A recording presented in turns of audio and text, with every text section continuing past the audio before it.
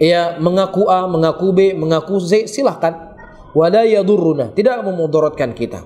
Tetapi yang paling penting ketika seseorang mengaku A, B dan C, dia memiliki jawaban nanti di hadapan Allah Subhanahu wa taala, dan dia harus memiliki jawaban ya apa yang diajak manusia nanti di hadapan Allah Subhanahu wa taala. Adapun kita hanya cuman sekedar menyampaikan, kita tidak lebih fasih dari Nabi Nuh alaihissalam. Kita tidak lebih taat daripada Nabi Nuh alaihissalam. Kita tidak memiliki kesabaran lebih daripada sabarnya Nabi Nuh alaihissalam. Beliau berdakwah 850 tahun lebih, bahkan mendekati 900 tahun. Berdakwahnya bukan seminggu sekali. Bukan sebulan sekali, kajian sebulan sekali dorong, enggak. Inni da'autu qaumi laila wa nahara falam yazidhum du'ai illa firara. Aku mengajak mereka siang dan malam. Ya, dan tidaklah semakin aku mengajak mereka semakin jauh dariku. Ya, berapa orang yang ikut Nabi Nuh alaihissalam pada waktu itu? Kurang lebih yang mengikuti Nabi Nuh selama beliau berdakwah 900 tahun 80 orang saja.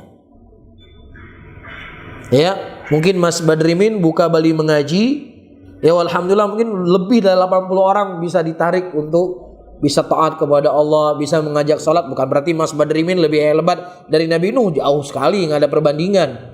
Karena bukan dilihat dari sisi jumlah, dan juga nggak bisa dibanding. Seperti ibarat kata pepatah Arab, kalau seandainya pedang disamakan dengan ranting, maka akan menjatuhkan kedudukan pedang.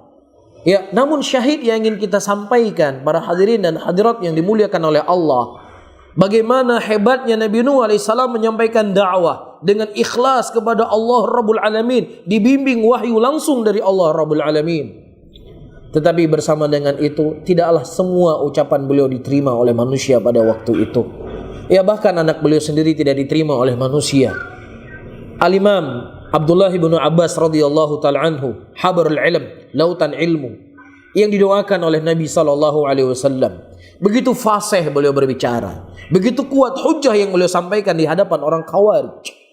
Toh ternyata hanya sebagian orang yang bertaubat, dan sebagian orang lain tetap dengan akidahnya. Apalagi cuman si Haris yang berbicara, yang terkadang ngomongnya nggak jelas, kadang juga banyak ini dan itu. Ya wajar ketika tidak didengar, bisa difahami ya.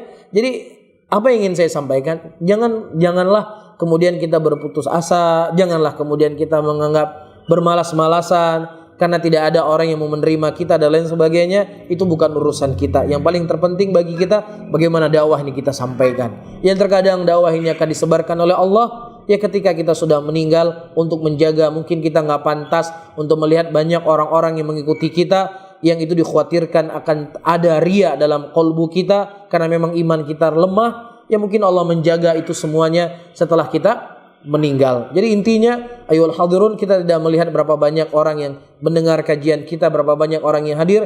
Yang paling penting bagaimana agama Allah kita sampaikan, apa yang datang dari Allah dan Rasulnya, itu yang paling terpenting.